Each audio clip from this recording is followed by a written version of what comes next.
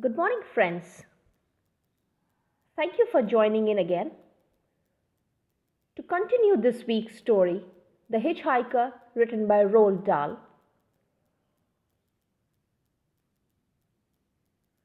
Last day, we came to know that the author was driving a 3.3 Li BMW and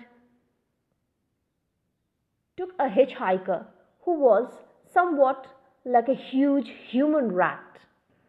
To know what happened next when they got stopped by a police motorcycle when they were driving at 120 miles per hour along the divided highway, please watch on. He turned and walked over to his motorcycle.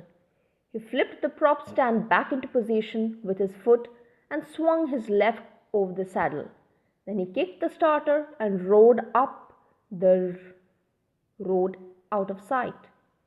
Phew, I gasped. That's done it. We was caught, my passenger said. We was caught good and proper. I was caught, you mean? That's right, he said. What you going to do now, governor? I'm going straight up to London to talk to my solicitor, I said. I started my car and drove on. You mustn't believe what he said to you about going to prison, my passenger said. They don't put anybody in clink just for speeding. Are you sure of that? I asked. I'm positive, he answered. They can take your license away and they can give you a whooping big fine, but that'll be the end of it. I felt tremendously relieved. By the way, I said, why did you lie to him? Who, me? He said. What makes you think I lied? You told him you were an unemployed wood carrier, but you told me you were in a highly skilled trade. So I am, he said, but it don't do to tell everything to a copper. So what do you do? I asked him. Ah, he said slyly. That'd be telling, wouldn't it? Is it something you're ashamed of? Ashamed? He cried. Me? Ashamed of my job? I'm about as proud of it as anybody could be in the entire world. Then why won't you tell me? You writers really is nosy Parkers, aren't you? He said. And you ain't going to be happy, I don't think, until you've found out exactly what the answer is. I don't really care one way or the other, I told him, lying. He gave me a crafty look out of the sides of his eyes. I think you do care, he said. I can see it in your face that you think I'm in some kind of very peculiar trade, and you're just aching to know what it is. I didn't like the way he read my thoughts. I kept quiet and stared at the road ahead. You'd be right too, he went on. I am in a very peculiar trade. I'm in the queerest peculiar trade in them all. I waited for him to go on. That's why I asked you to be extra careful who I'm talking to, you see. Oh, I know. For instance, you're not another copper in plain clothes. Do I look like a copper? No, he said, you don't. And you ain't. Any fool could tell that. I took from his pocket a tin of tobacco and a packet of cigarette papers and started to roll a cigarette. I was watching him out of the corner of my eyes, and the speed with which he performed this rather difficult operation was incredible. The cigarette was rolled and ready in about 5 seconds. He ran his tongue along the edge of the paper, stuck it down, popped the cigarette between his lips. Then, as if from nowhere, a lighter appeared in his hand. The lighter flamed, the cigarette was lit, the lighter disappeared. It was altogether a remarkable performance. I've never seen anyone roll a cigarette as fast as that, I said. Ah, he said, taking a deep suck of smoke. So you noticed? Of course I noticed. It was quite fantastic. He sat back and smiled. It pleased him very much that I had noticed how quickly he could roll a cigarette. You want to know what makes me able to do it? He asked. Go on then. It's because I've got fantastic fingers. These fingers of mine, he said, holding up both hands right in front of him, are quicker and cleverer than the fingers of the best piano player in the world. Are you a piano player? I glanced at his fingers. They were so beautifully shaped, so slim and long and elegant, they didn't seem to belong to the rest of him at all. They looked like the fingers of a brain surgeon or a watchmaker. My job, he went on, is 100 times more difficult than playing the piano. Any twerp can learn to do that. There's stitchy little kids learning to play the piano at almost any house you go into these days. That's right, ain't it? More or less, I said. Of course it's right, but there's not one person in 10 million can learn to do what I do. Not 1 in 10 million. How about that? Amazing, I said. You're darn right it's amazing, he said. I think I know what you do, I said. You do conjuring tricks. You're a conjurer. Me? He snorted. A conjurer? Can you picture me going round crummy kids' parties making rabbits come out of top hats? Then you're a card player. You get people into card games and you deal yourself out marvelous hands. Me? A rotten card shaper? He cried. That's a miserable racket if ever there was one. All right, I give up. I was taking the car along slowly now, at no more than 40 miles an hour, to make sure I wasn't stopped again. We had come onto the main London-Oxford road and were turning down the hill towards Denham. Suddenly, my passenger was holding up a black leather belt in his hand. Ever seen this before? He asked. The belt had a brass buckle of unusual design. Hey, I said, that's mine, isn't it? It is mine. Where did you get it? He grinned and waved the belt gently from side to side. Where do you think I got it? He said. Off the top of your trousers, of course. I reached down and felt for my belt. It was gone. You mean you took it off me while we've been driving along? I asked, flabbergasted.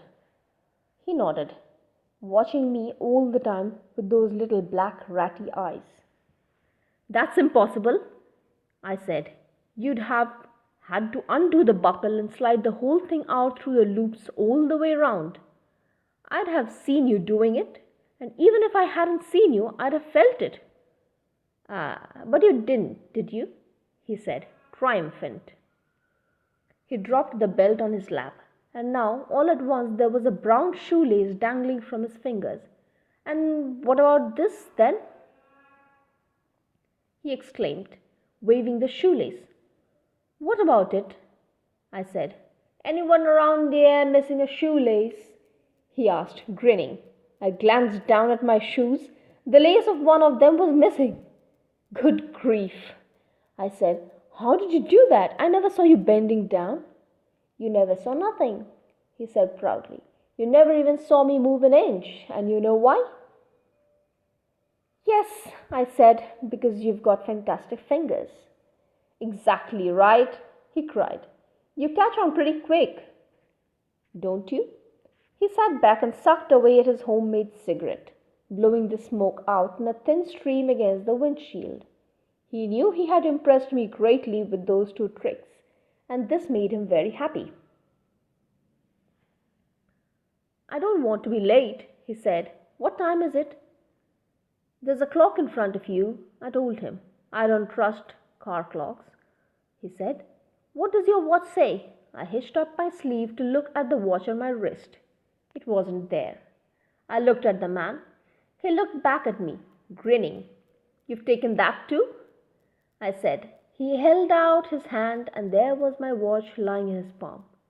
Nice bit of stuff, this, he said. Superior quality, 18-karat gold, easy to sell too. It's never any trouble getting rid of quality goods. I'd like it back if you don't mind. I said rather huffily. He placed the watch carefully in the leather tray in front of him. I wouldn't nick anything from you, Governor, he said. You're my pal. You're giving me a lift. I'm glad to hear that, I said. All I'm doing is answering a question, he went on. You asked me what I do for a living, and I'm showing you. What else have you got of mine? He smiled again, and now he started to take from his pocket of his jacket one thing after another that belonged to me.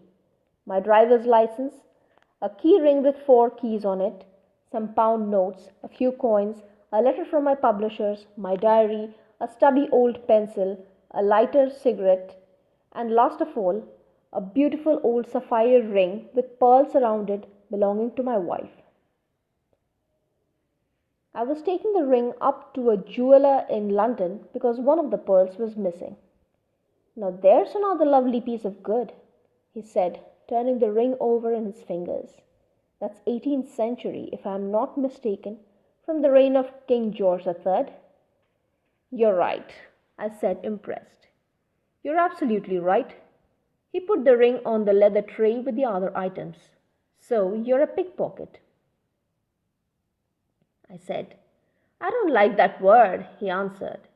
It's a coarse and vulgar word. Pickpockets is coarse and vulgar people who only do easy little amateur jobs.